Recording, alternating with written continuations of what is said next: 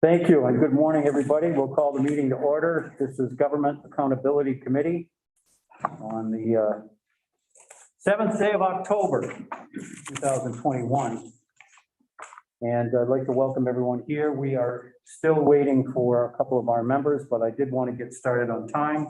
I pride myself on getting started on time and finishing on time. So we have 6 of our 8 members present, which is a quorum, and that's all we need. And the first item on the agenda is the overview of the Cto report. Justin released this probably about a week ago. And I did have a look at it. I was going to print it out, but then I realized how much paper I'd be using to do that. So hopefully everybody's had at least a chance to peruse it, even if it's just sort of a quick look at it. So I'll ask Justin to bring us up to date on the report. Excellent. And I imagine this will kind of bleed into the next 2 agenda topic items as we go through it. I'm going to cover the memo that I sent first because there's a couple salient points in there that I just wanted to call out. And then I'll project the dashboard and we can talk through how to use it, what's in there, the level of detail and some indicators versus other indicators. We'll talk through all that. First and foremost, the memo. So we provided the report in 2 formats, the PDF, which is very long, just by the nature of the fact that everything gets printed in the PDF, put in the PDF. The best way to view it is online in the actual dashboard itself. So we'll cover that in a little bit. This year, we included a link to a video. So last session, or the session before, we talked about the need to show people how to navigate the dashboard. And so there is a link to a video that was developed by Clear Impact for AHS on how to utilize dashboards and scorecards in Clear Impact. So that link is in there. It's a Vimeo link. It's a short little video if anyone wants to watch it. Provides a good overview of like how to navigate around the screen. As folks know, COVID had an impact on a lot of the data. In some cases, it's hard to tell what the impact actually was, but we know that some of the trend lines had significant declines or upticks as a result of COVID. So you're going to see that in the trend lines. So 2020 and even 2021, as we look in the future, are going to be some odd years for the data. There's also some data that we have no control over. So data that comes out of the census or the American Community Survey and other sources. And so in some cases, we don't have the most recent data because it just doesn't exist. The numbers haven't been run yet. I believe the census data, they're supposed to be releasing quite a bit of it in November of this year. And then more is going to be coming. They've been releasing it in chunks. As we get that data, I'll do my best to make sure that the updated numbers go in the dashboard. In the past, we've had, every year has been a different link. And so I made the choice this year to stop doing that. And the current link will always be the link for the outcomes report. And it's just going to be the most current data. So it just makes it easier to not have to duplicate scorecards in Clear Impact and duplicate measures. It becomes a real mess. So the outcomes report is this current link, and it will always be that link. Unless for some reason there's a need to change, but every year it will be that link. So everyone can always access the same one. No confusion there. I did a deep dive on a number of these indicators just to make sure we were reporting the right things. There were a couple situations where the indicators as named, and we should talk about the actual process of renaming some of those that we have, didn't quite line up with the data that was actually being presented. And there's a couple cases where the indicators are like rate or percent or number or rate. We should have, it's either a number or a rate. It's not an or. It makes it very confusing. So I think we just need to clarify a couple cases. And in others, the data provided was not quite what was there. So we made a couple slight changes in the dashboard. It's the same indicator. It's just clarity about what the data is actually showing. I did find that the gross state product per capita was not being reported in the right way. So I talked with Ken Jones from ACCD about that. So we've redone all that data. So it is actually now the gross state product per capita. It had not been that for the past 4 or 5 years. It was a totally different number. And he was like, nobody ever recognized this? And I was like, nope. So it's been fixed. So that's been fixed. I also noticed that in the outcomes report, there were a number of indicators that were required to report that were not being included. They were just missed. I think there was one around binge drinking that just wasn't in the report. So we've addressed all of that. So all of the indicators that we're supposed to report on are in the report. There was also one that was an odd one that was in there about what what was it? The number of departments that have some sort of policy in place for measuring customer response time. Yes. It's not actually in the list of indicators. It was like a previous one. I had a hard time figuring out what happened with that one. But as I look at the 2018 list of current indicators, which I think is the most recent that I could find, it did not include that one. So I did not include it. I did collect the data because it was in there as something to collect, but it's not actually something we're supposed to report on. There's just some caveats on the data and some things that I found as I did a deep dive into it.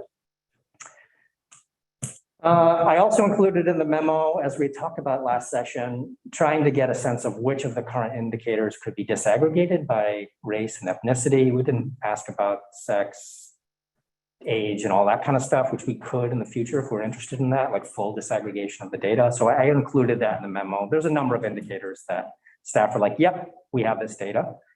We could report it. And of course, there's a number where the sample size would be so small that it would generally be suppressed to that level.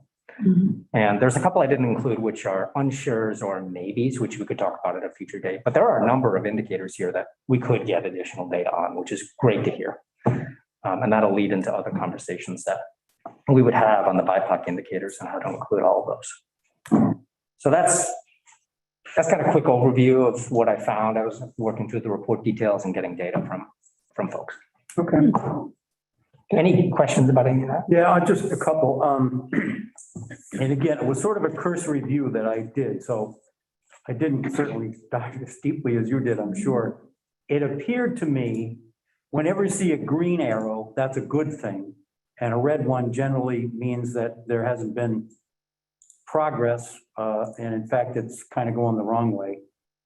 Overall, I think I saw more green than red. So I'm wondering whether that kind of says that we're doing a little better job than we were.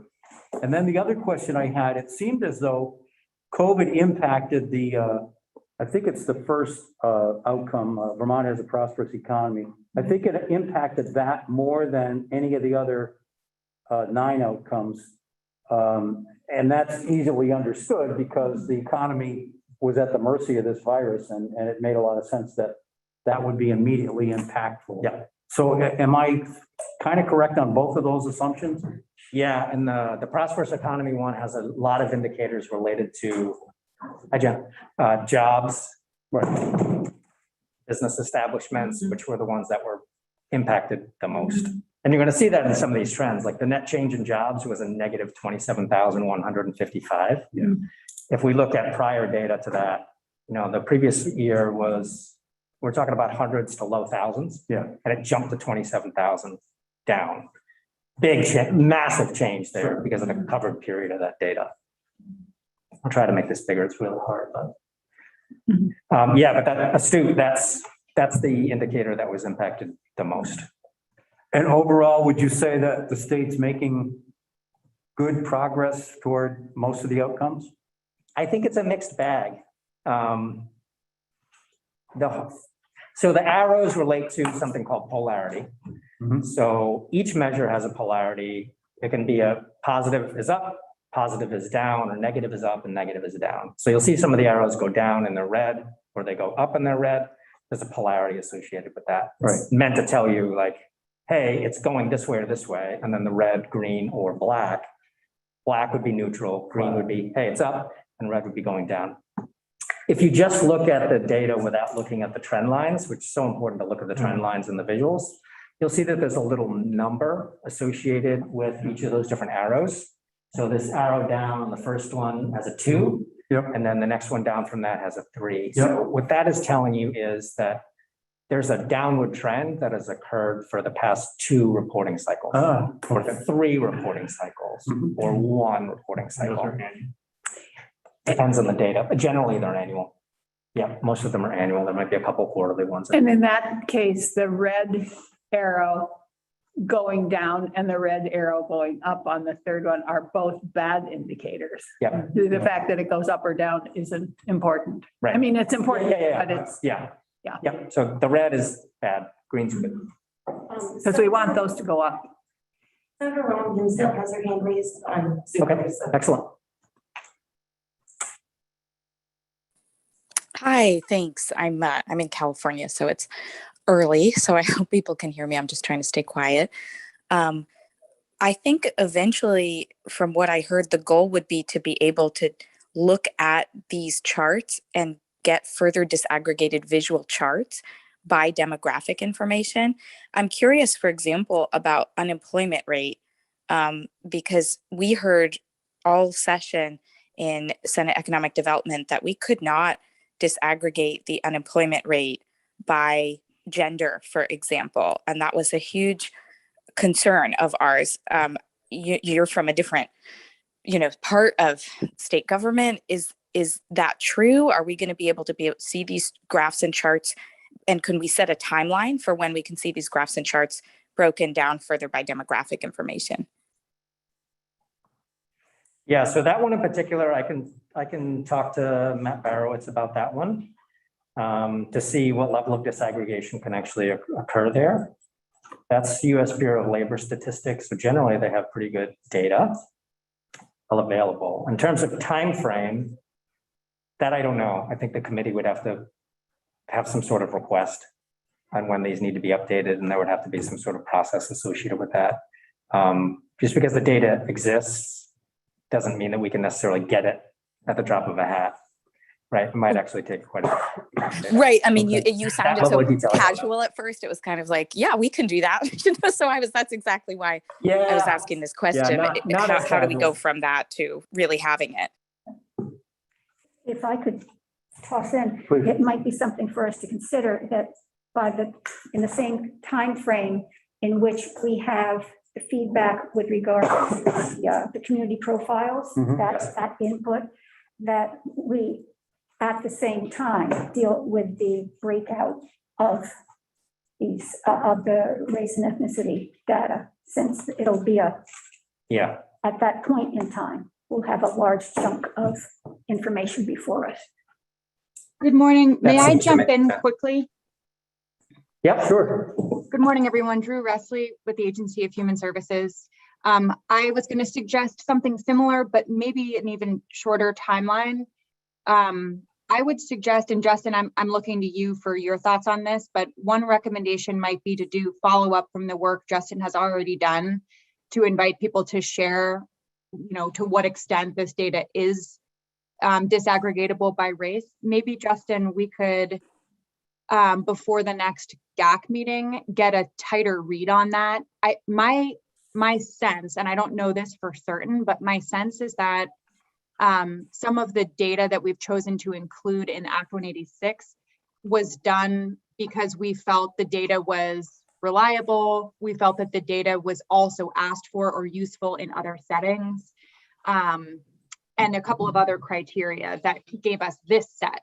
But if we're looking to understand what data can tell us about the unemployment rate and disparities across the state in employment by race, Matt Barowitz, for instance, may just have another suggestion for what indicator we should be looking at that tells us about the unemployment rate, but is also disaggregatable. So it may be the case that what Justin can bring back to this group is a couple of alternative options for indicators to include that can be disaggregatable, rather than just like a yes or no, the unemployment rate can be disaggregatable. Yes.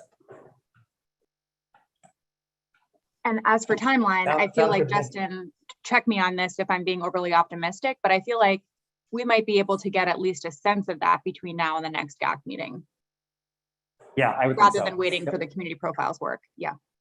Yep, we could do that.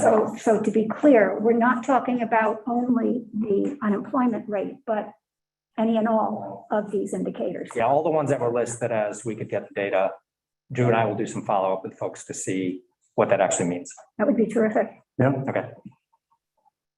Senator Persley. And Justin, just also further clarity, disaggregated by what? By anything or by race, by gender? So we asked for race and ethnicity, and we can go down the road of other disaggregations as well. I would imagine people are curious about that. Male, female, right? Is Yep. that what you mean by Gender would be another one.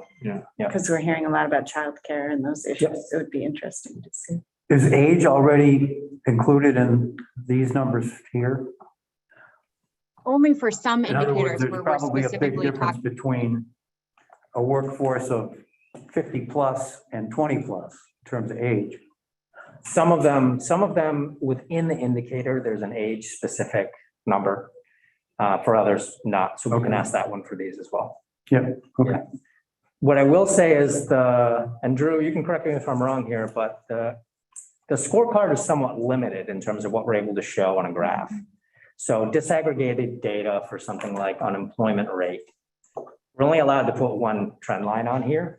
So you wouldn't be able to see it all together. Like the actual unemployment rate and then other lines that are associated with the disaggregated data, they would have to be separate indicators. Actually, So you'd be Justin, looking I at one will, chart versus another chart versus another chart. Oh, Justin, Is I that will right, Drew? correct you on that. That's actually, we Okay, actually do have the capacity to show multiple trends on one graph. It's just that the back end process involves creating separate indicators, but we can actually Okay. display them on one graph so that you could compare the different trends. excellent. Yeah. Didn't know that. Perfect. Senator Bursley. And geographically broken up, that's already done for some of these, or is it not? That's a little bit Count by more county. complicated. Sorry to just keep jumping in here, but that's a little bit more complicated in geography in that there are so many counties that we could disaggregate by, which would make the trends probably pretty unreadable from this perspective. And also, I think there are probably better tools, for instance, the community profiles or potentially the open data platform that AOA manages. And I'm sure Justin has other ideas too for how over time we might be able to disaggregate Act 186 specifically by geography. But I think that's a longer term. I think that might be a longer term project than disaggregating these current indicators by, for instance, demographic characteristics. Yeah, the ones that are in there currently, what we tend to do is put a table in the story behind the curve that shows like statewide versus Chittenden County versus non-Chittenden County generally. Yeah, so there are some limitations in terms of what we can do.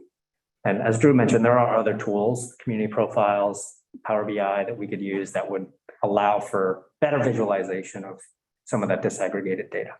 But that would take a bit to develop those. Yeah, and of course, you're working with a county that is big and 13 others that aren't quite as big. So, Yeah. you know, the universe, I would assume, has to be of such a number in order for any of the data to really mean anything. Yeah, and this is an example of one, median household income, Yeah, right? We have that's the statewide trend, but here we want to make it clear that the state is very different from Chittenden. right. So state is 63,000, Chittenden 68,516. And there is no non-Chittenden data. One more question. Yes, Before we leave this particular piece of the conversation, I want us to be absolutely certain that we're all of like mind as to what your task is in this regard for the November meeting. We've got disaggregation by race, ethnicity, and we're adding gender and age. Yep, to see if we can get that. Yeah, I'm happy to follow up Anything else? on that. Was there anything else? Was that For it? them. The four? yeah, I don't think so. Okay, just double checking. Thank you. Representative Dolan? Yes, thank you for this report, and I really appreciate the opportunity to go through it. I guess a question I have for us is, I'm always trying to get the context, like what is our purpose? What is our goal with this? And so my understanding is that this was created, partly in part due to legislation that was created for this. So are we the holders of this report? Like, what is this report doing? Who's seeing this? Are we the ones that are determining, is this portraying an accurate picture of the well-being of our state? Are we creating recommendations of what to do based on this report? How is this being used? Because otherwise I'm just seeing it as it's data that's just going out there, a report that's going out there. Do we kind of set the stage of how this is being used?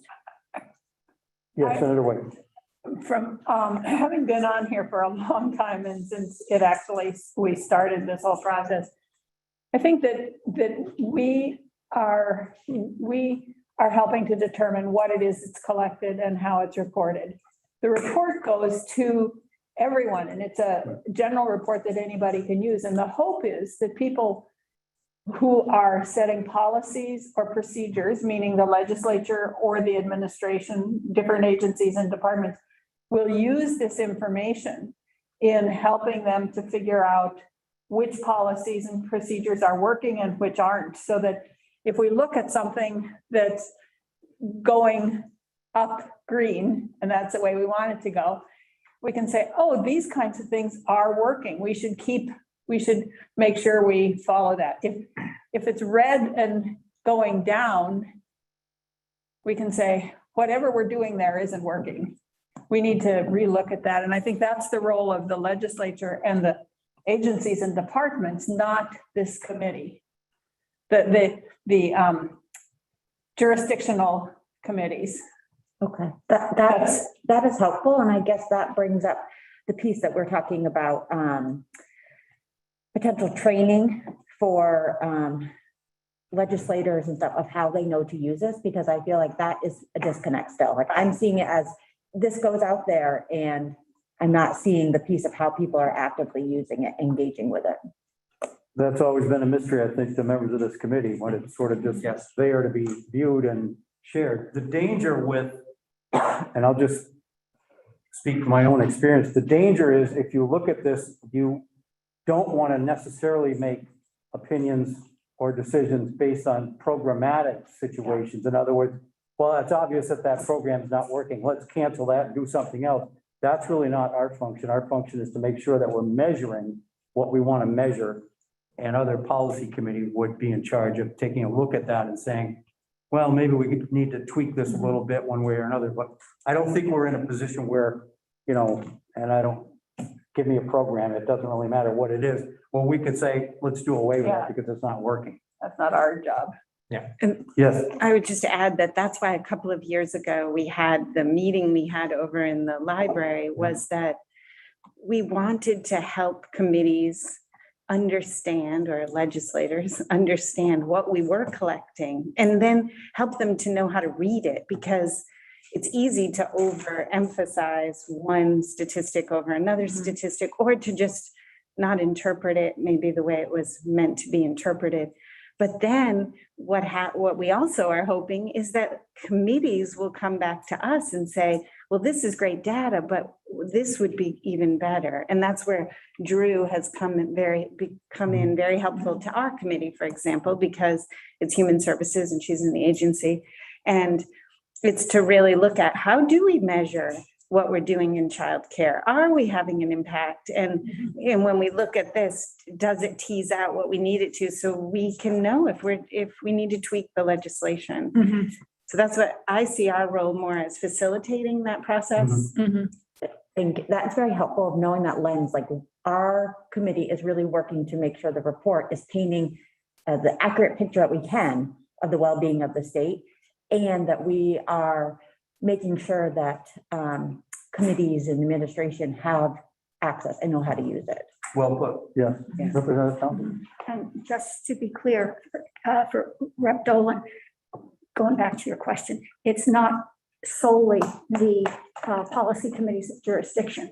We should take a look at this when the departments and agencies come to the appropriations committees. There are always components from here which can underscore why they're making a pitch for shifting the use of resources one way or the next. Great. Drew has her hand up. Yes, Drew. I love all those answers and agree. And I think the only thing I would say additionally is that right now, and we talked about this, Representative Rumstead just brought this up, but every committee does use data. And, I have been looking through a lot of legislative reports recently, and they're chock full of great data about systems and how systems are performing. And Act 186 seeks to be like a level above that in saying these are population conditions that all of this systems data we're collecting should really be helping us understand how to turn the curve on. And so in some ways, there is a level of abstraction to Act 186, like, to Senator Pertlick's comments before, like it's not broken down geographically in its current state, it stays at a statewide level. Like I think it's useful and meaningful to name the constraints that come with the Act 186 report. Like, it only goes so far, but it is one place that every committee could look for the data that would help provide context to the policy conversations that they're having. And so I do think that the Government Accountability Committee has a role to play in helping to facilitate use of it and just drawing attention to the fact that it exists and inviting comments from committees about how they think it could be more useful over time. And this is not something we've explored explicitly before, but I'm sure Justin and I both would be interested in talking to you about this throughout the session or after having a session's worth of reflection and coming back in the summer, whether or not it actually makes sense to talk to some agencies and departments about how they are displaying the data that shows up in reports in a way that you can look at over time. So for example, the Agency of Human Services includes a lot of data about childcare in annual childcare reports. We also include a lot of data about the mental health system of care in annual reports. And both DCF and DMH have endeavored to put those measures in scorecards so that they're actually available for committees and the public in an ongoing way over time. So this is one report that I think is kind of a use case and an opportunity for us to do some training around, but this doesn't need to be where the legislature's engagement with data ends. So I just wanted to say that too, because I think it is useful to ask the question, you know, what is the purpose of this report and what is our role as a committee? But I think we can also think beyond the bounds of just this report. And so 100% echo everything that Drew said. I would add that they're called indicators for a reason. Just like your check engine light or your gas light, it's an indicator of something happening. And there has to be a choice made whether we're going to allow that to continue or we're going to do something about it, typically something different. So for these high level ones, as we think about like programs and strategies and policies all contributing to these, if we do a bunch of work and we don't see these move over the course of a couple of years and they continue to do a downward trend, then that's an opportunity to say we should probably take a hard look at what we're doing and make some changes to that. And I think the more important place to focus, I don't want to say more important, but is at the programmatic and the strategy and the performance measure level. Because if you look at something like unemployment rate, there's multiple agencies and departments involved and a lot of external factors in that. The place where we have leverage is at the programmatic level and the strategy level in terms of where are we making the right investments and how are we making sure that those investments are paying off, knowing that it's contributing to this, but just a small piece here, right? So again, indicators, that's what this report is really about. Check engine light saying, hey, something's going good, something's not going good. How are you going to respond? What are you going to do to that? And then we have to go down because data begets data. Another level of granularity, start looking at the programs and their performance and how we're impacting the indicators. It's the advantage of driving a 1988 Volvo. There are no indicator lights. That's a mess. But then the engine can stop and you're not forewarned that something's wrong. Yeah. And I think that, you know, the big difference here is if you look at the AHS scorecards, below the indicators and the outcomes, they have the programs that are working towards that and the performance measures associated with that. So you're getting a lot more data and you have a better understanding of what's actually being done to do something about this. Outcomes report, that level of data, it doesn't exist. So you're just looking at it at that highest level, as Drew had mentioned. Yeah, and kudos to Drew, because AHS quite clearly is deeply into this, and that agency is probably doing a lot more of this than some of the other agencies in the administration. And not to disparage them, but I think because Drew's where she is, we've had the benefit of a lot of work at that level. Yeah, if every agency had a Drew, we'd have. I would love that. Huh? I would love every agency. Yeah. So You all are get to too that kind. point, we have to this. So yes, so when you look at the data, you're going to notice that AHS has most of the pieces filled out, the story behind the curve, the partners, because results-based accountability is very embedded in the culture at AHS. RBA started Health and Human Services. That's where it was birthed. You've got a Drew there that's been shepherding this work. A lot of people focused on the data and using the data to drive performance. AHS is also the only group that actually uses clear impact All the other agencies don't. So they've got their own systems for managing data, whatnot. So when we put out the call for the data, people are providing the data, but not necessarily all the pieces and parts that go with what results-based accountability is really all about. Which is, it's a system, right? Not just a bunch of data that you put in a report. But so there's a little bit of a disconnect there. AHS is on it. What happens is they're updating their scorecards and I just pull all the AHS scorecards in. For every other agency, I have to manually put in the data for them. So it's a very different story, right? So that's just right. Everyone's at a kind of different place with how they're utilizing this tool and how they're utilizing results-based accountability. So that's why you'll see AHS, they got it down.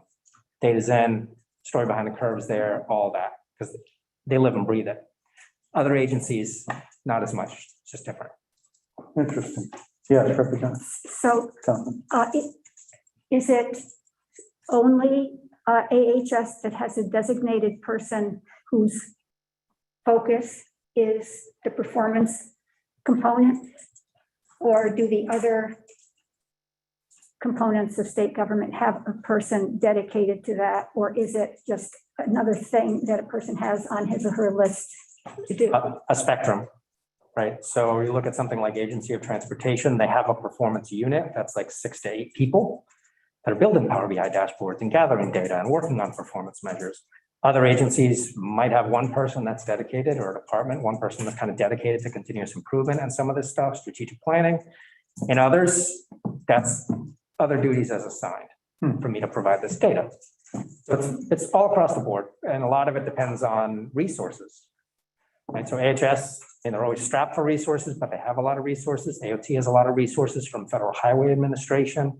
Other agencies, not necessarily. They can't dedicate a person to something like this. There's just not the money there to do it, even though it's important.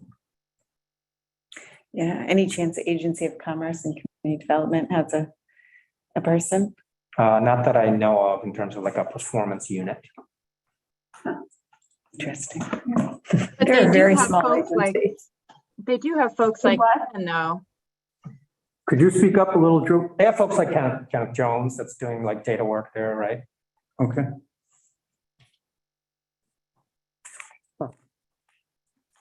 Different models. Somewhere it's centralized, others we got to gather data from a bunch of different people who have their own little pieces and parts of it. Yeah. It's just the nature of organizations and how they function. It's like the Agency of Education as well. Do they have? Agency of Education as a whole data team, That's people, right? Under Wendy Geller. Yes, Representative Dolan. Thank you. So I just skimmed through your memo before this, and now as we're talking, I'm kind of clicking through all the different things. And so just one, like, this is an amazing tool.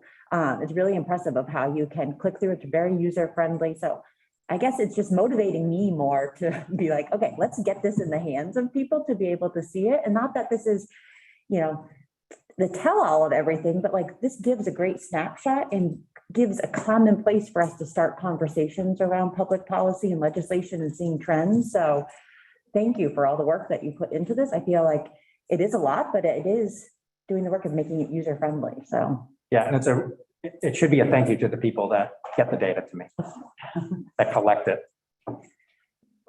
Yeah. To be clear, Rep. Dolan, this is an annual report.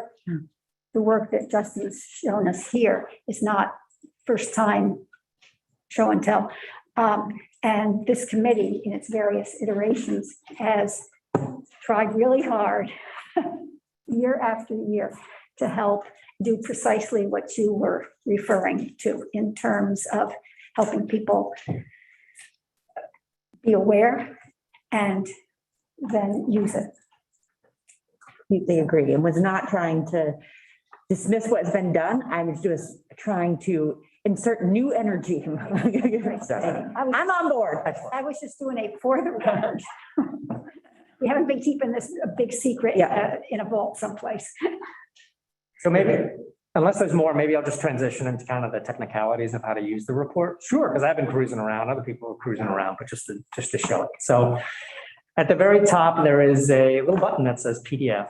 And if you click that button, it will allow you to print out a PDF of whatever is currently being shown. So that's an important thing to understand. Okay. I put it in portrait or landscape, but if I were to actually create this PDF report right now, it would show exactly what's here. So this would be the only indicator that has a chart. All the other ones would be collapsed. Okay. Yeah. So if you want to get the full report as a PDF, which is what I provided, there's a little slider here on the top. And so as we go all the way to the right, it will expand everything out. Oh, So it's almost like a pivot table in Excel, like it expands a certain level of detail. So all the way to the right means everything is included. So you've got the outcome, you've got the indicator, the story behind the curve, and all that will be there. Partner is what works strategy. And again, you'll see that some places have this data, mostly AHS, others don't, because they're not using RVA in the same way. So that's how you get at everything, or if you just want to see kind of the high level outcomes, you can go to that level, like you scroll back and forth and it'll just expand and collapse. So for a particular outcome, we'll have the 10 outcomes here. These are all tags that say Act 186. That's just a way to help manage some of the data. There's notes on each of these, which are these little like document sets. Most of these do not have notes. Why this is important, but we can add those over time. They just haven't been included to date, but all outcomes will have that. There's a little plus button for each of these different elements. And again, that will expand and collapse. So rather than using the slider, if I just want to look at Vermont as a prosperous economy, I would click that plus, and that will expand out to all the indicators that are being reported underneath that specific outcome. We've gone through this a little bit here, but here's some more tags that just say which particular department, agency, unit is providing that particular data set, the indicator itself, the last year that the data was collected, the last cycle, the last value. So this would be the 820 value for 2020. And then we have that trend line, as we talked about, with the polarity and the number of years that that trend has been moving in that direction. For any of these, if we click the plus, then we start to get more of the data. We actually see the visual representation of it. And so you'll see this has been going down for the past 2 cycles, and you'll see all the previous data that's been reported and those individual trend lines. But of course, the visual matters here because we're going down for 2 cycles. That first cycle was only a drop of 1, and then it was a bigger drop. So the visualization is so important to look at. Yeah. These, just by going on these on the right without seeing the visual, it can be a little bit deceiving or misleading in terms of what's actually happening. So also when you look at a longer term trend, like this 820, potentially there could have been data points in 2015 and 2016 that were well below that. You're not going to see it until you look at that chart and see the underlying data. So I'm always like, whenever you can see the data set visually, do it, because you just get more information there. In most cases, there'll be some sort of data source, and there's a little button here that says all data showing. If there's information, these buttons will be available to you. So in the RBA model, there's story behind the curve, partners that would be involved, what works to do better, and then if there's a particular strategy involved. So for this one, we have the story behind the curve, which is some of the data that goes back in time, comparing the state, the Chittenden, and then in this case, the non-Chittenden data. What's the oldest date for data in here? I think it's 2017, if I look through. It's either 2017 or 2018. Yeah, we've got 2014 in terms of the breakdown by. Oh, you mean, yes. So I thought you meant the least recently updated data set. Yeah, I think most of them go back. Well, the outcomes report was established in 2014. So, and some new indicators are added over time. So it's probably 2014, 2015 would be the latest that this data goes back. But with a particular partner, data might have been collected way back. Well, Yeah. yep. And we can always add more. data Okay. back. It's always possible to do that. And you just showed where literally a 1, I guess what I'm trying to ask is, what constitutes a trend line? Is it where there's a certain amount of differentiation between the year before, or? It's just if there's a difference of any kind. So if the data stayed the same, you'll see a straight arrow, it's black. And if the data went up by 0.01, you'll see it. So until you pick the rock up and look underneath it, though, you're not going to know exactly how big that Yeah, is. Yeah. okay. Interesting.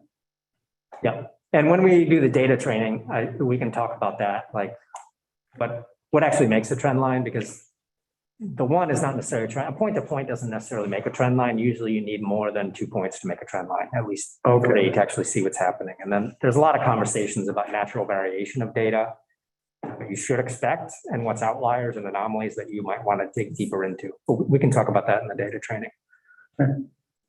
Yeah, so that's the basic mechanics of how to use it.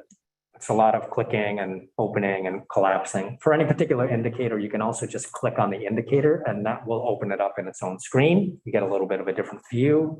You can provide a PDF of just that particular indicator. So it's abstracted from all the other ones. I guess I should also talk about the chart too, because that's important. So you can see it in two different ways. One would be a line and one would be a bar here. So depending on what visualization you want to see. At the bottom, if there's data, you can scroll back. And so, yeah, in this case, this actually goes back to 2000 for this particular data set.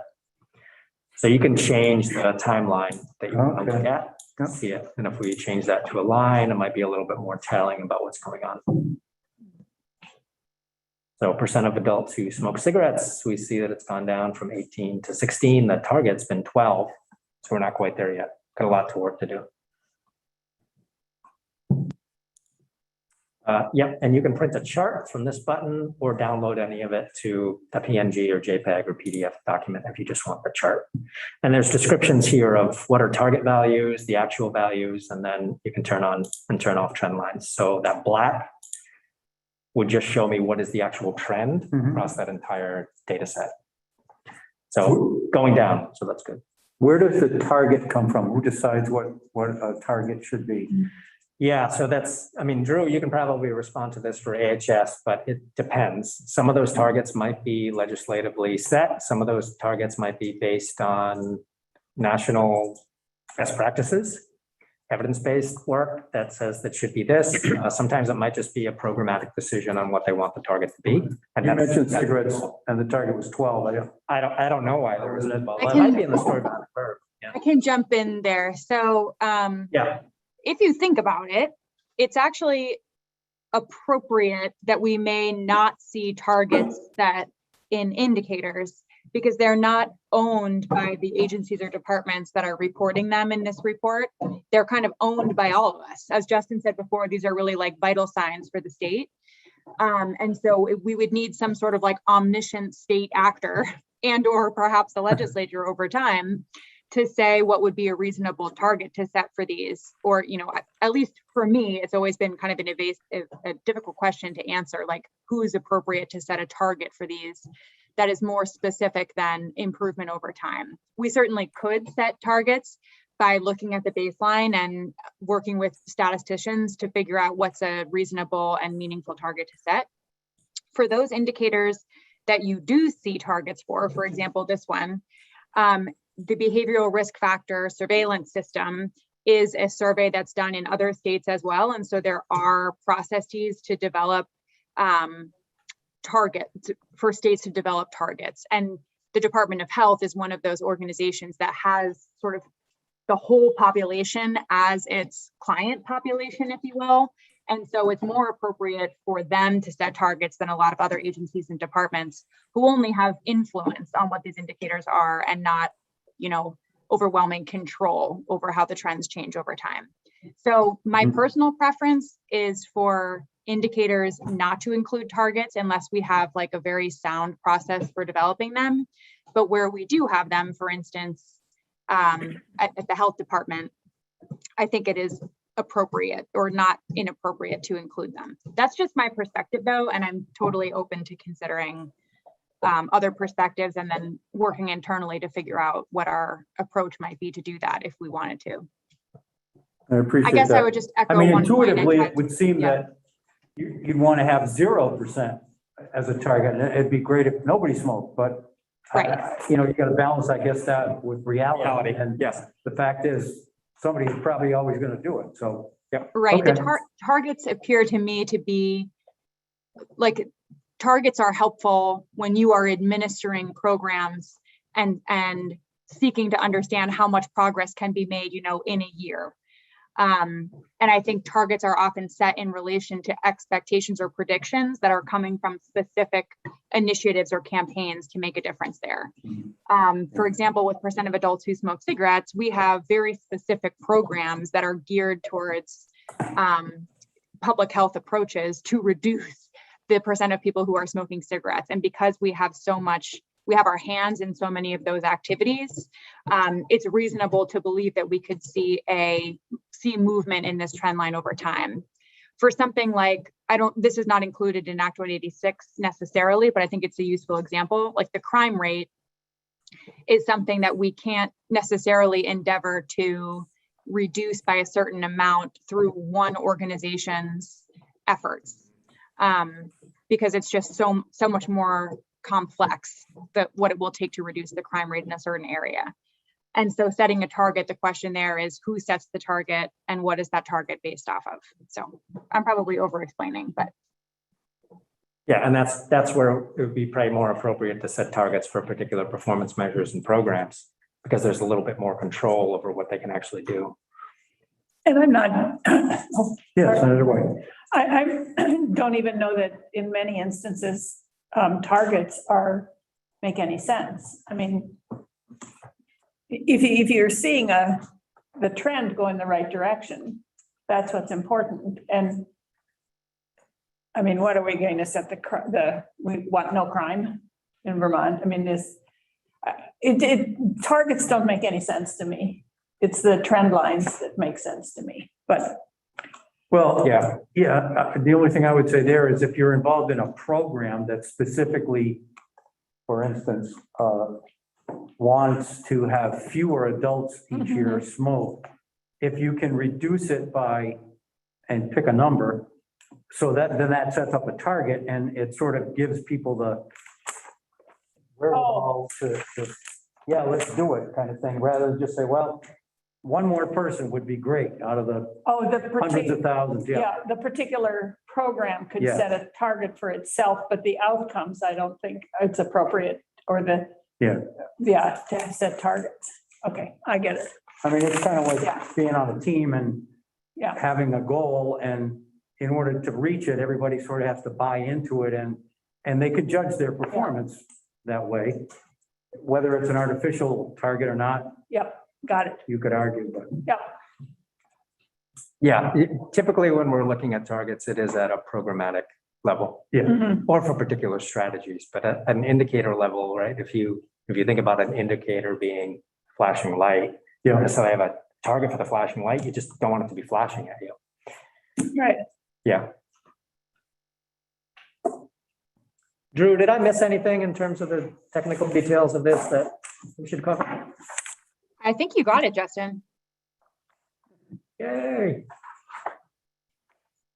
Yep. Well, that dovetails nicely into our second item on the agenda. A report from the Chief Performance Officer regarding the GPI indicators and juxtaposed to the 186 indicators. So you did send out another email, which most of us got. I did print that out. I didn't print out the outcome number of them, but this was easy. It's only one page. And I don't know exactly what we'll do with this information, but it's useful to look at it, I guess. We did have quite a good discussion, I think, last time about the Gund Institute and the cost involved, and it doesn't look like anything's changed in the interim, has it? No. Okay. So I don't know whether, did everybody see Justin's email? Did, but I didn't print it out. I just look at that quickly. Yeah, so I can go through these quickly. The last two on there are the vehicle crash data and the CO2. Oh, yeah, okay. I think we actually do have those in the indicators, so disregard those last two. But what I did was I actually looked at the calculation schema for the GPI and pulled out all the various different data sets that are included within that. What I found with the GPI, I mean, it's great as a different indicator than GDP, certainly, right, to tell us whether we're moving in the right direction. I think as you get down into the data, there's some confusing things in there that are very hard to understand, which with a lot of these things that are indexes, Mhm. there's a lot of calculations and theory behind why this goes this way and research that's done. And so you kind of get lost in that. So like when you're looking at something like income inequality, I think it uses what's called the Gini coefficient. And then you got to understand what a Gini coefficient is. And so there's that like level of detail there that's like, I don't even know what's included in this without knowing the deep calculation and the research that's behind it. So that's my only concern with GPI is great as an indicator, but unless you really understand what's happening behind the curtain, how do you know what's really going on? But what I think is important to understand here is that there's a number of things that are included in that calculation that we don't currently have indicators for that are worthy at some point of having a conversation about. So as we look at our current indicators, these are the ones, except for those last two, again, that are being calculated in the GPI that potentially we might want to think about adding to the outcomes report. And there's always that balance of we don't want to have too many indicators, right? We just want to have the right number to look at, but there's some good things in here. So income inequality, which again, that includes a whole bunch of calculations behind, but there's potentially other ways to get at that. There's information in there about wetland area and forest land and farmland area that we currently don't have any indicators around. Most of our indicators, at least in terms of the environment, are around water, rivers, lakes, and streams primarily. And we have some information about the CO2 emissions and the air quality index. But we're missing landscape level data in the indicator report, how things are doing and the environmental benefits that are there. Noise pollution would also be included in that. There's some information in the GPI about capital investments that are being made, as well as consumer spending, fuel consumption, electricity, which there's a lot of investments that are being made in EVs now, as well as the grid, solar across the state. It might be good to have something related to electricity and energy consumption in our current indicator list, given all of that, as those trends are changing. Household labor is an interesting one that's in there. So what's the amount of time that people are actually spending doing chores within the house? That's an interesting one in comparison to other things. Divorce rate, TV viewing is in there. Now it's probably iPad viewing or TikTok watching. Nonviolent crimes. So I think as I look at our data set, we have violent crimes. We don't have anything really about nonviolent crimes and disaggregation of that.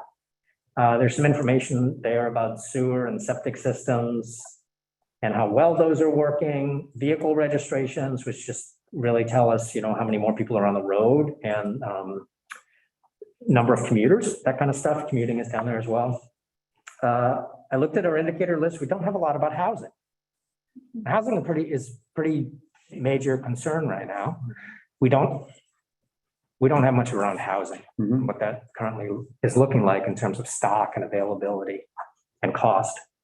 Volunteer data is in there, leisure time is in there, education level. We have some stuff about, you know, school level data, but we don't have anything about education level of Vermonters as a whole.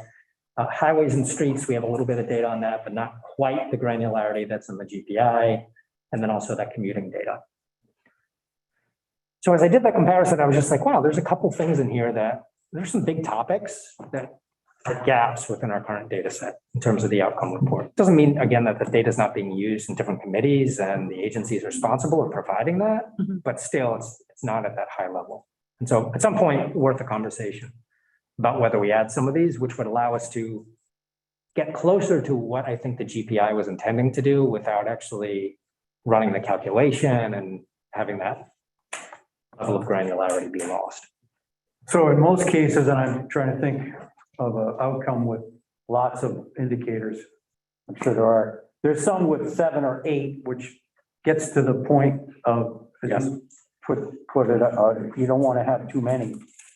So if we took, and I just checked 4 of them off as potential, if we add one, do we necessarily want to delete one as we go, or, and I don't know what the magic number is.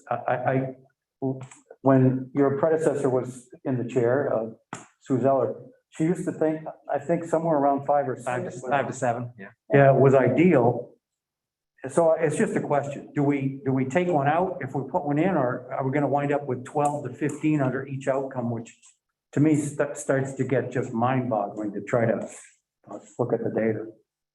Yeah, I guess a lot of it depends on how it's being used. So 5 to 7, generally that's what we go for, like 3 to 5, 5 to 7, so you don't have too much.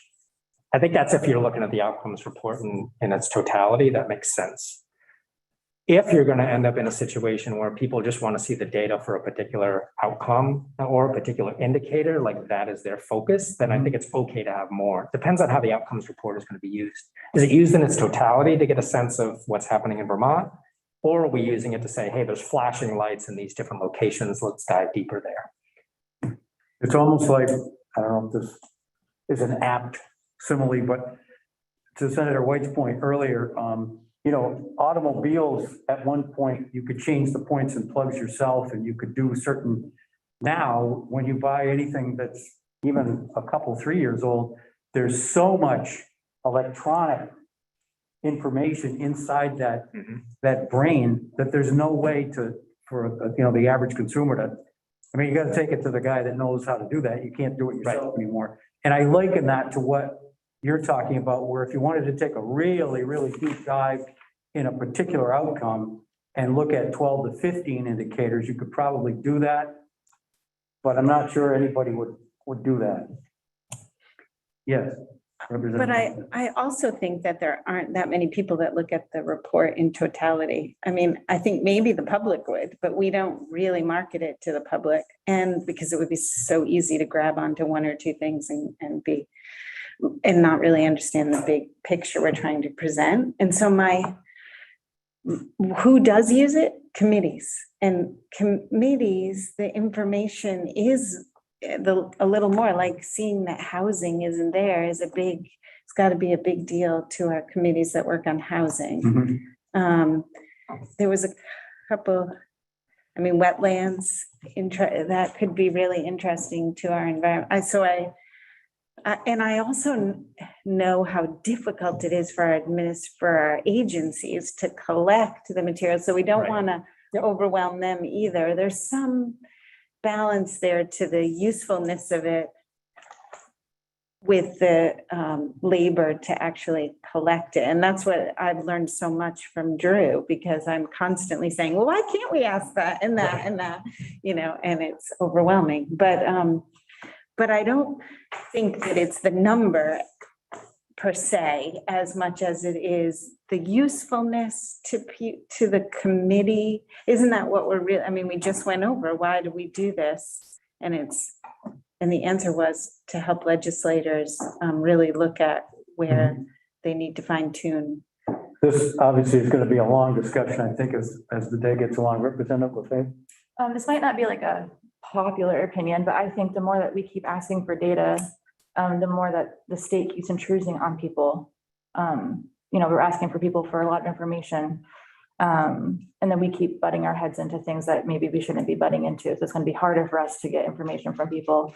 And we've seen that happen over and over. And I think a report like this or anything that we have should be open to the public and encourage the public to look at. If they grab onto a few things and it's not exactly the whole picture we're trying to get, at least people are getting data and they're being informed, and that can help us as legislators, because again, at the end of the day, that's who we work for. So if there's something that they're really mad about, then they should be talking to us to see like what can we be doing on this end, and it kind of keeps us pressed to the fire. Because you keep asking agencies to get information and they get the information, but maybe we should be pushing more to get information from not just certain areas. So I know from Orange County, I didn't really see there's information, but there's definitely not as much. And I know there's other counties represented here than just Chittenden County. But again, the more information we keep asking, I hope that we're being useful to the entire state when it comes to what we're doing with the information, and not just intruding on wanting more, doing more, that now you get this information, you're registered to this, and you have to pay for that. Because a lot of people are going to stop reporting stuff in when that happens. Senator White? I appreciate that. And I think that just because it isn't in an indicator, that doesn't mean the information isn't there.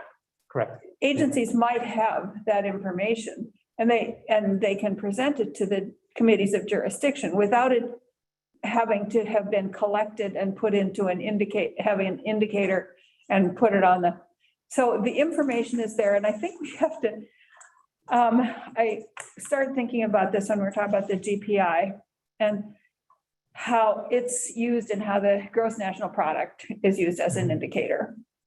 And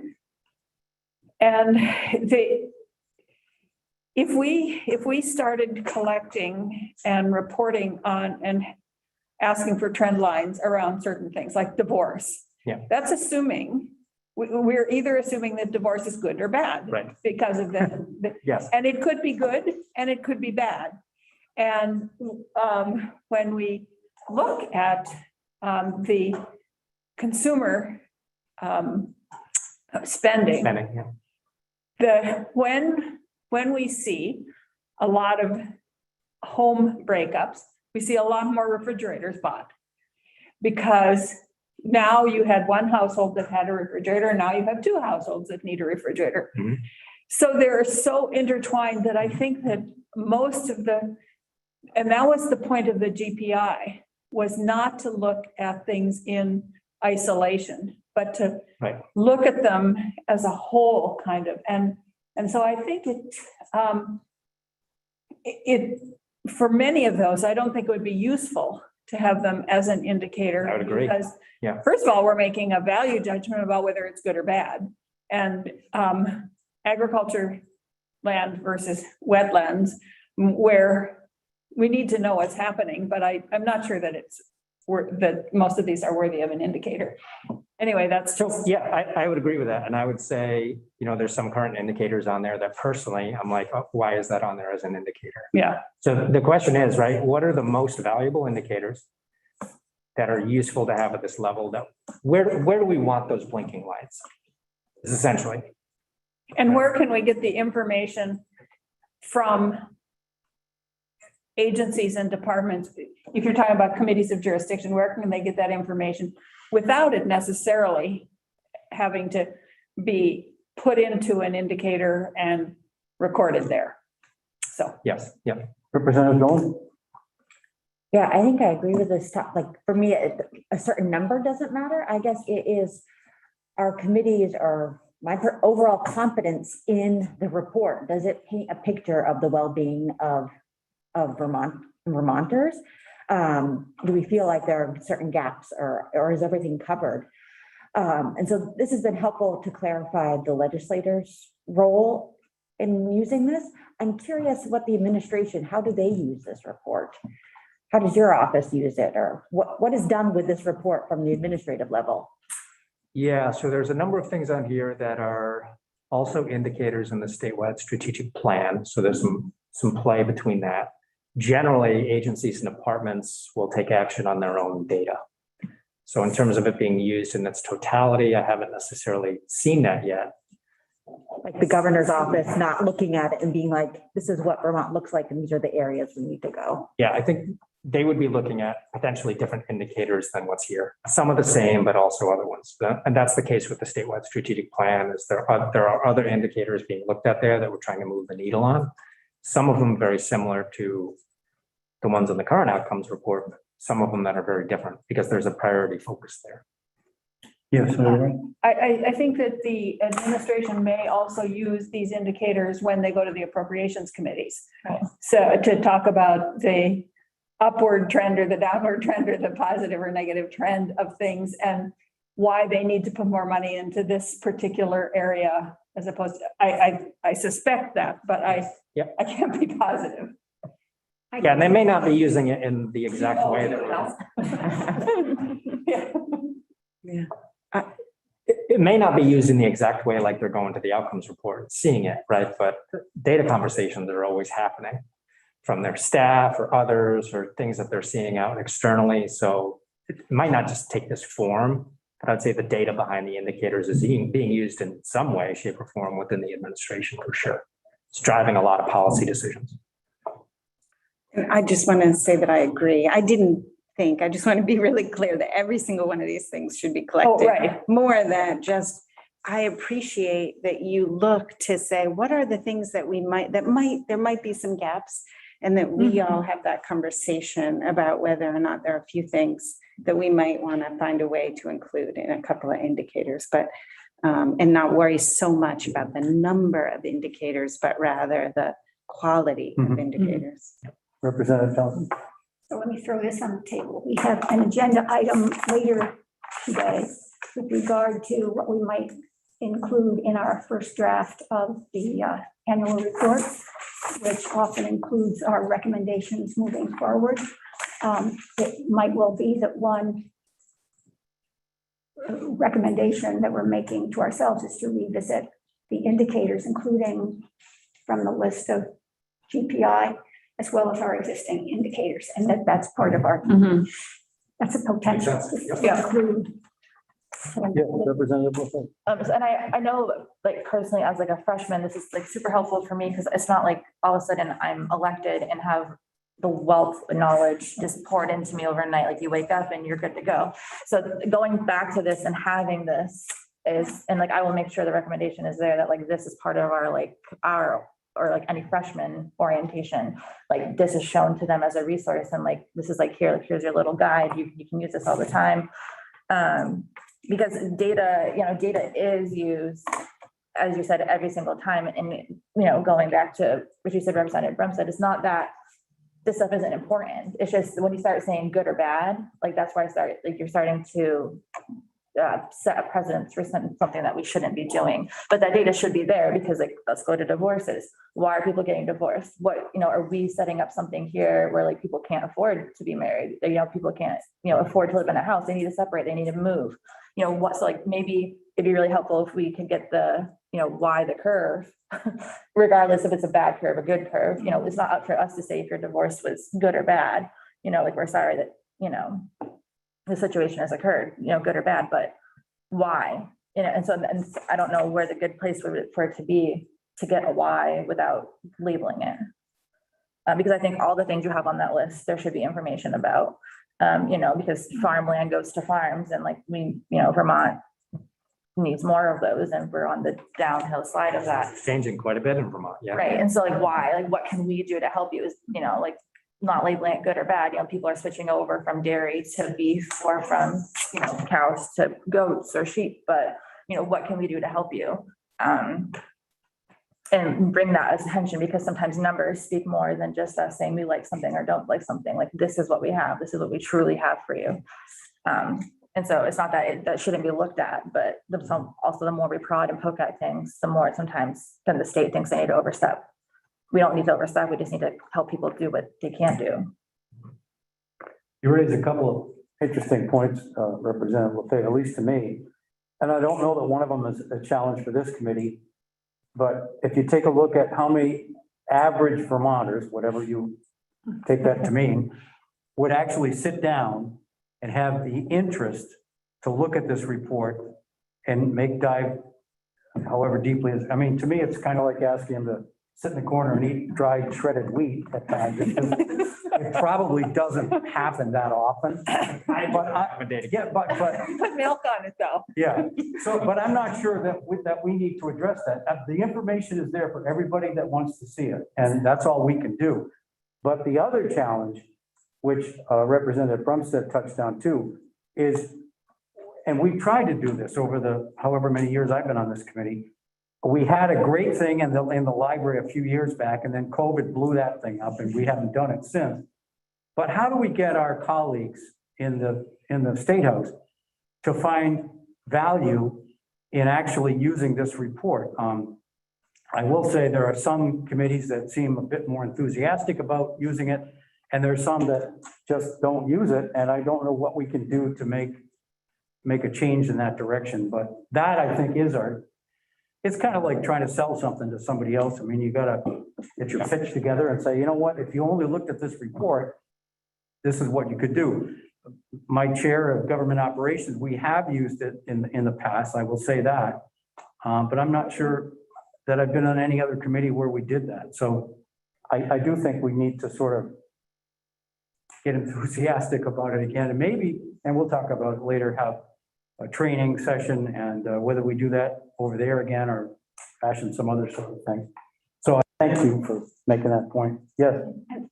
Senator Hinsdale had her hand up, but she disappeared. I don't know if she's still there. Oh. Still there, yes. Yes, Senator Hinsdale, did we miss you? Oh, yeah, I hope I didn't disappear. I am here. I think this ties into what was just said and Representative LaFave's point from previously, which I agree with. When I think about government accountability and getting our colleagues to use this information, I can't think of a better way to do that than to put it in the hands of our constituents. Data liberation, I think, is a huge responsibility of government accountability, and making sure that we're not interpreting for people what might be relevant to them or what might be confusing to them, what they should have access to. I really think the more we make this understandable and digestible, as well as make it able to be further broken out and make it available to the public, I think they will do the rest in terms of asking us to look at this and understand better why in their community or in the state we see certain trends. I would say generally, I very much worry about just looking at overall trend lines going in one direction or another without knowing, are women doing better off? Are young people doing better off? Because those numbers might get buried. So, part of me also feels like we should have the chief performance officer in to talk about how we get this information to our regional planning commissions, how we map it. I just want to put in a real passionate plug for data liberation and helping our constituents have the freedom to use this information to hold us accountable.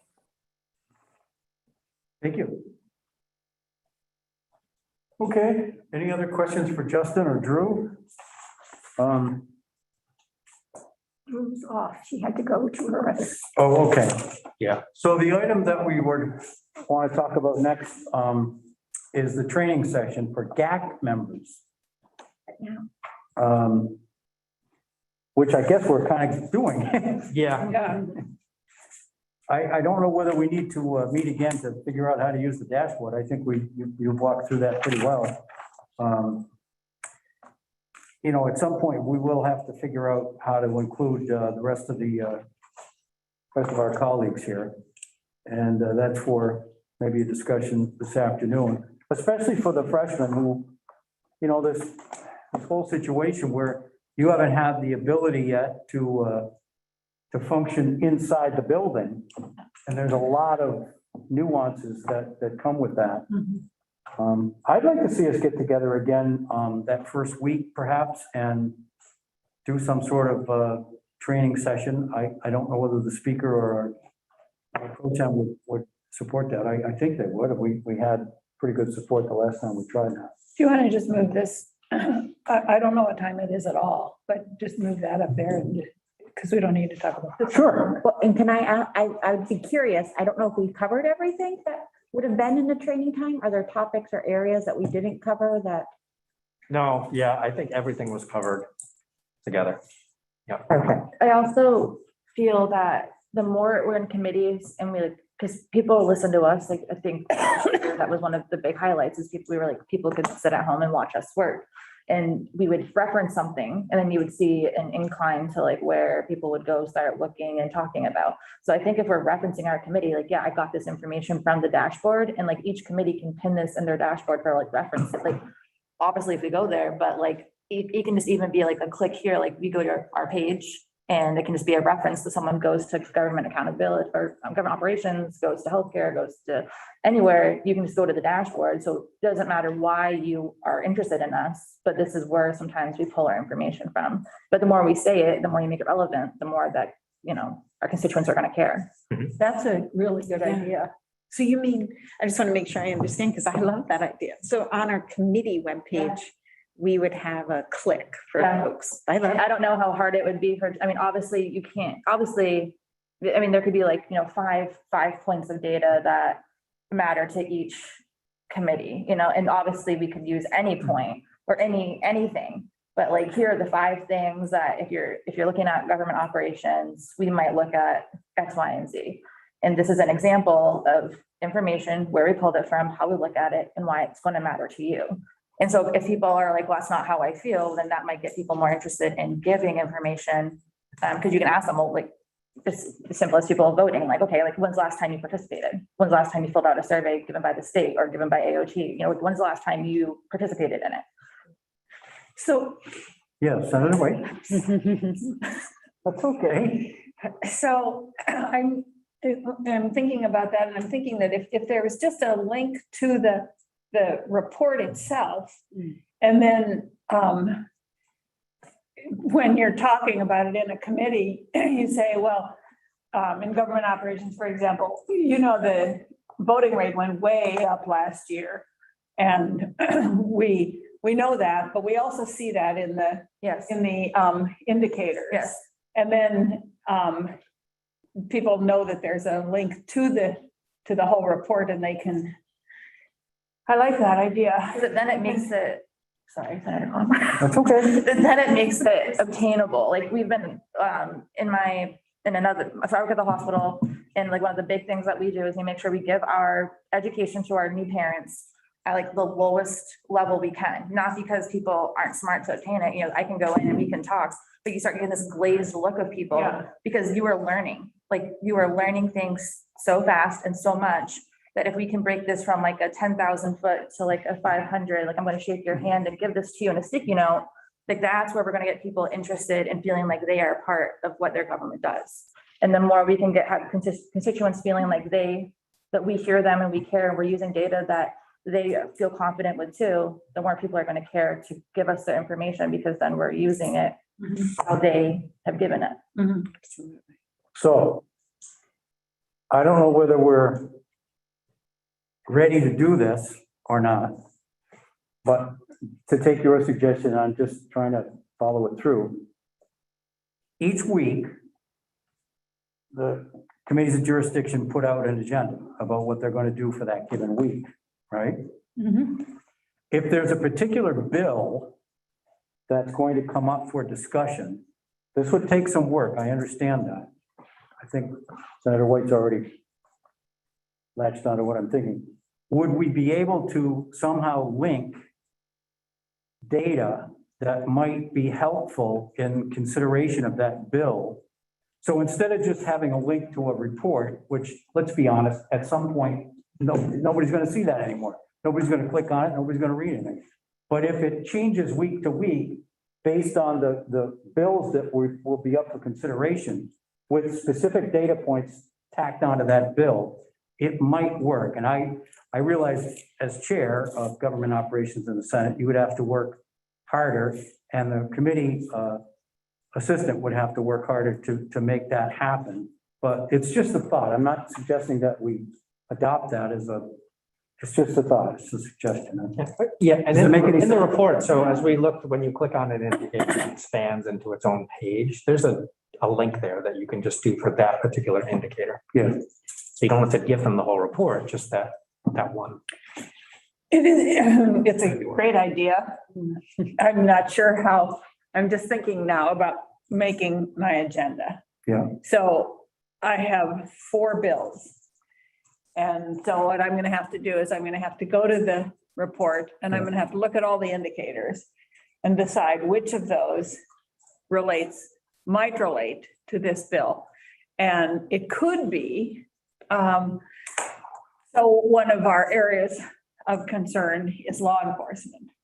It could be 13 of those indicators from different outcomes that relate there. And I'd have to put those all in the, I think it's a great idea. I'm not sure how practical or doable it is. And the more I think about it, the other danger that I could see, depending on what you chose as the indicator, you might be I'm swaying. tipping your hand one way or another as to whether we should adopt the bill or not. Yeah, And that is a real yeah.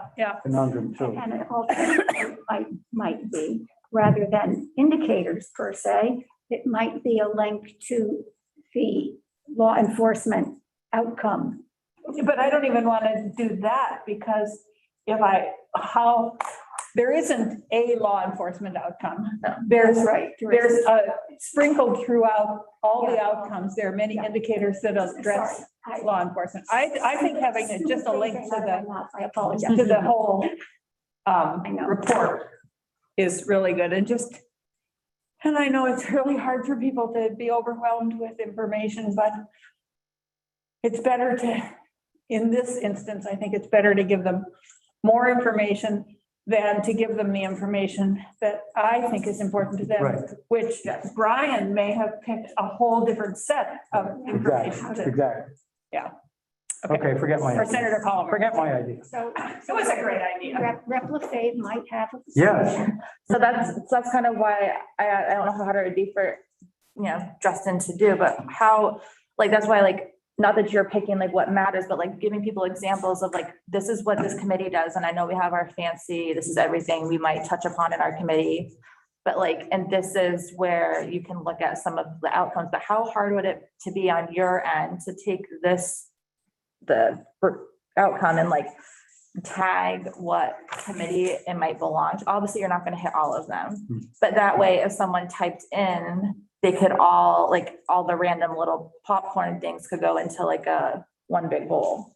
Even, and like, again, that's not going to be for us to make sure that we're accountable every time, but when people start looking, because there's a lot of indicators that would fit into education, law enforcement, farming, elections, pensions, redistricting, that they all are within the same thing. But like, if you're interested in this big topic, here's some information for you to go. And obviously it wouldn't be perfect. It doesn't have to be like absolutely perfect, but as Senator White just pointed out, like if we're us to scroll through all of it, like if we have this information and we're supposed to be using it and we're supposed to be making sure that we are, like, the whole reason we're here.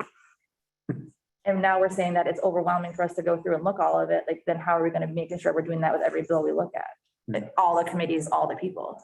So is there a way to make it more user friendly that, like, okay, let's say we're looking at something for like a town clerk, like a charter change. And then we could have things pop up for town, like, I know it's a lot, but is there a way to break it into even like Well, here's another. bigger circles? At some point. Last year, year before, I don't know. I think it was when we were still in the building. Jessica, do you recall, did we try to have a GAC? Somebody who was willing to be our GAC person, our plant in each of the committees? Yeah, we That's the did. idea, not only ourselves, but okay. So it might, here, I'm just throwing this out. Who could try to have a person willing in each committee who would take it upon him or herself to, as bills were coming up in that committee, they would, over the weekend preceding that week's work, as it showed in the agenda, understanding the agenda sometimes changes, but they could scroll through the report to find what. Okay, never mind. I was trying to take it off the shoulders. Even I think for a member of the committee, we have 5 people on our committees. And to ask Brian, if next week, we're going to deal with the Agency of Public Safety, we're going to deal with the pension, we're going to deal with redistricting, and we're going to deal with the elections. There's some election stuff, not a lot, but this year there's some. So we're going to deal with all 4 of those. And I really want to get information to people, but I'm not sure that it's up to us to tell people which pieces of information are important. And because when we're looking at law enforcement, it might be just as important for people to be looking at the unemployment rate and how that impacts law enforcement. So I'm not sure that I want our committees to be responsible for pointing people in a particular direction. And because I think that all perspectives should be brought in. And if somebody wants to talk about unemployment rate or COVID impact as it relates to law enforcement, so anyway, I'll be quiet now, but. Yes, Representative Dolan. So for me, this brings it back to the piece of like, what is our goal with this report? And it seems like we are saying like, our goal with this report is to inform our legislative decisions and like, kind of, are we creating legislation and policy that is improving the well-being of Vermonters. And so is that a question to ask of saying, is this conversation or is this legislation, this bill, how is it affecting the well-being of Vermonters? So maybe is it more of a general question before the launch of a discussion on a bill or a topic of saying, we have this picture of our current landscape. How will this legislation or this conversation that we're have affect this? And so it doesn't have to be specific, because you might have like, well, it's going to affect the unemployment rate. Somebody else might say, well, that it could affect our crime rate. But it starts the conversation for everybody to look through it through the lens of well-being of Vermonters. Yeah, I'm trying to recall way back when there were 3 questions that we were going to ask ourselves. How much have we done? Who's better off? Because of, I'm trying to remember what. Everybody better off, yeah. Yeah. And those are still, I think, valuable questions, to Representative Dolan's point that a lot of this is, based on 18 or 16 weeks we're up here. Let's hope that we can do some positive things for Vermonters. And here's a way to sort of measure whether we've done that or not. I mean, we talked at one point about, we're famous for asking for a fiscal note on a bill. Yeah. But rarely do we go back and look at that bill a year or 2 later and say, geez, did that do what we wanted it to do? Or did it sort of get sidetracked and maybe we shouldn't have bothered passing it, kind of thing? And we've never really done that, to my knowledge. It would be an interesting floor debate, I will say that, for somebody to bring that up and say, we passed a bill 3 years ago and here's what's happened in that realm and nobody's any better off for it, according to the data. I said I'd be quiet, but. Well, I don't want you to. You know me. I think we do ask that question. I think that, and we don't, so we had these little cards in our committee that told us the questions. I, as a committee chair, felt a little uncomfortable about having somebody say, okay, now, how, and asking that question. But in the conversation, it does come up. When somebody comes in to present either the sponsor or the advocate or whoever it is that's pushing a particular bill, comes in and says, this is why I think this is important. And this is why I think it's going to, Andy has had, Senator Pertlick has had a couple bills in our committee, and he comes in and he says, this is how I think it will improve our democracy. This is how I think it will. So he does do that.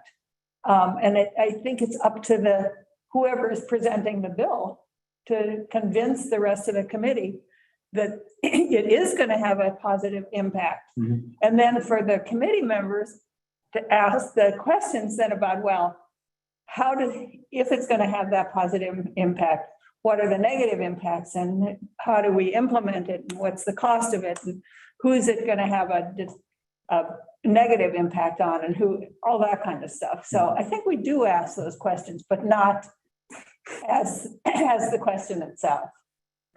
Yes, Representative Thompson. I'm going to go back to what now seems a very simplistic thing that we were talking about, 45 minutes ago or so.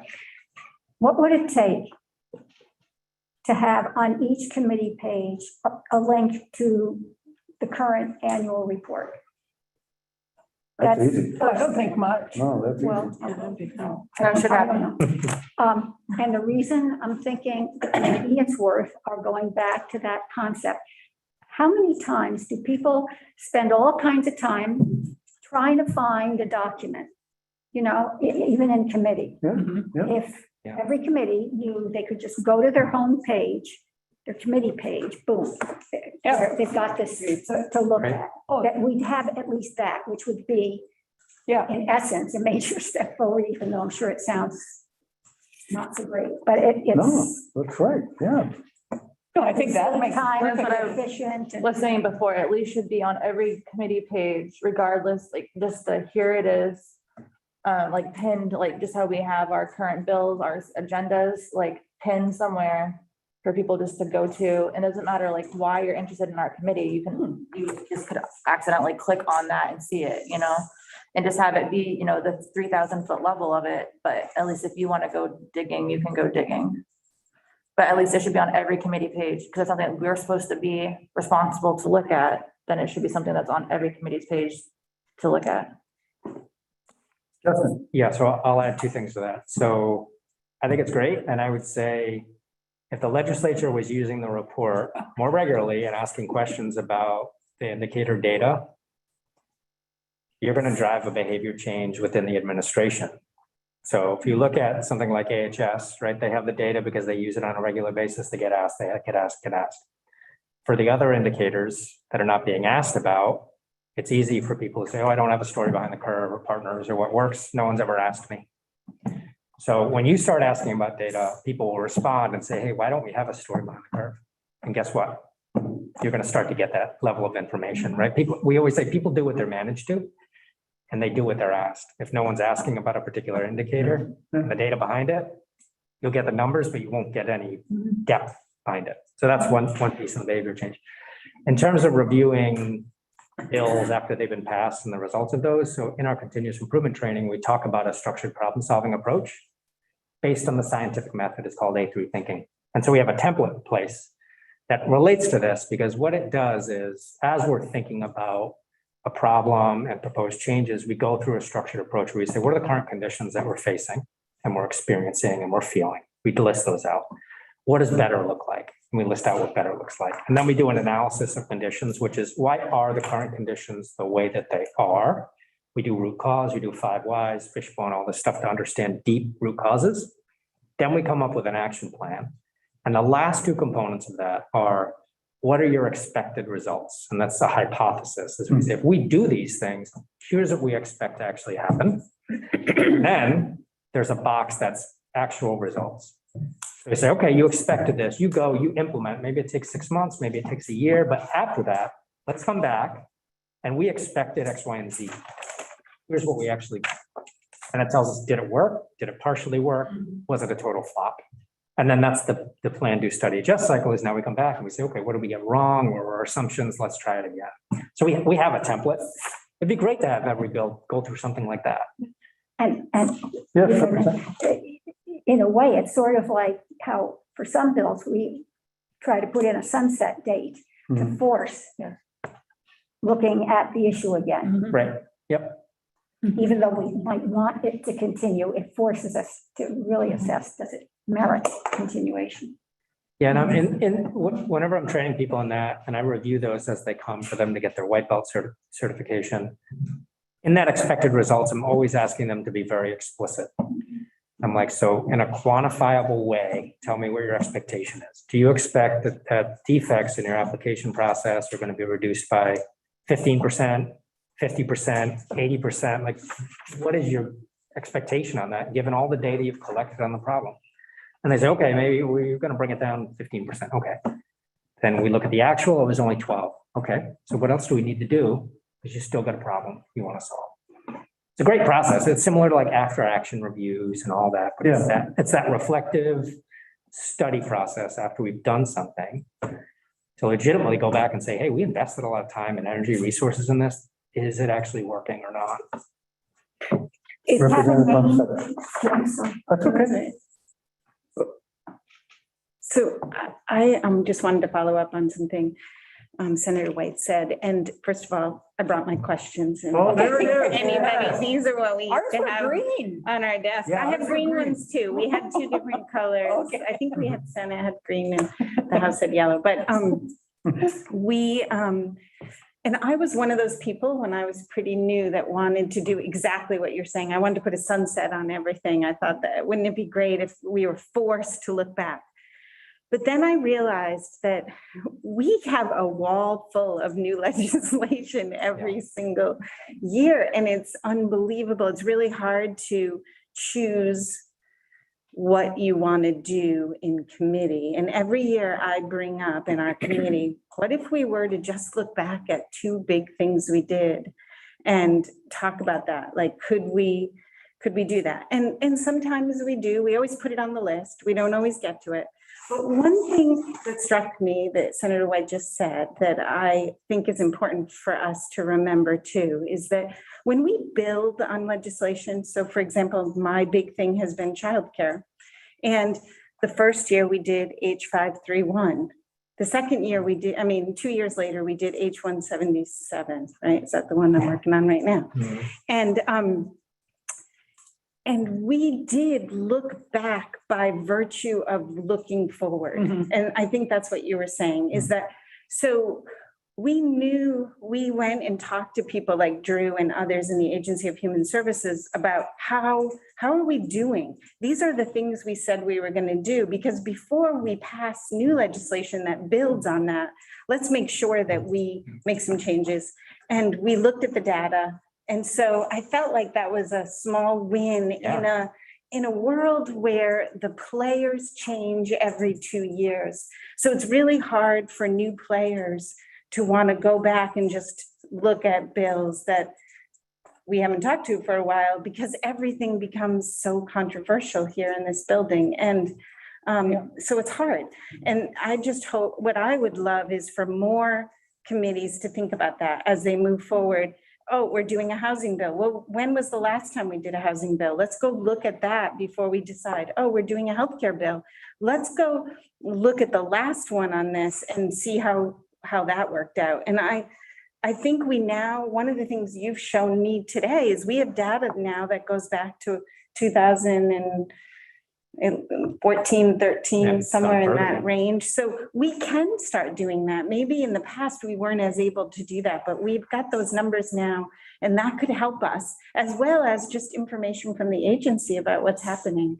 Senator White. I think that some of that is done and is brought into the committees by either the advocates or the people who were opposed to the bill that was passed, and now come in and say, you did this stupid thing and it didn't work. And so we want to make changes to it. And by the administration, who come in and say, this just didn't work, or this wasn't the right approach. Or so I think that does happen, but probably not on I think government accountability, honestly, government operations does that really well with elections and OPR. They always come back and they tell you what you did, what isn't quite working, and how do we move forward to make it better. So there are some committees that are doing it by virtue of just past history. That's what they always have done. Can I jump to Senator Hinsdale? Thank you. Just a few comments, and I'll try to sort of base it off of summaries of what I've heard. Justin, I may just copy you every time I do ask for data, because there have been a lot of moments where I feel like who actually in state government is in charge of making sure that we get this information, regardless of whether or not the agency, desires or has the capacity to produce it. I have a lot of faith in Matt Barowitz, but just as a case study, you may know we argued all session about unemployment data and how much women were affected. And we still don't have an accurate answer from Department of Labor on the percentage of women that were unemployment recipients over the course of the pandemic. And in fact, our Joint Fiscal Office, Joyce Manchester, went out of her way to try and aggregate that data for us. And they publicly dismissed that data and then did not provide us data to replace it. And that was incredibly frustrating. So I feel like when we ask our colleagues, oh, do you incorporate data? As folks have said, it's not that they don't care about data. It can be really frustrating to try and do something with it. To that end, one suggestion I want to make is that we actually ask the committees of jurisdiction and relevant caucuses to give us the indicators that they would like to follow. So, the Agriculture Committee may want to follow, loss of agricultural lands. And so that may indicate to us that, that's a priority for them. The Social Equity Caucus is going to likely want to follow racial equity indicators. And so, I just want to propose that we ask relevant leaders in the legislature to help us narrow down the indicators that are most important to our colleagues as they do their work. Okay. Justin, were you going to say something before?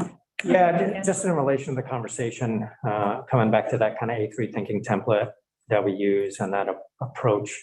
I would say one of the biggest benefits of that is the fact that the whole problem solving process and everything is documented.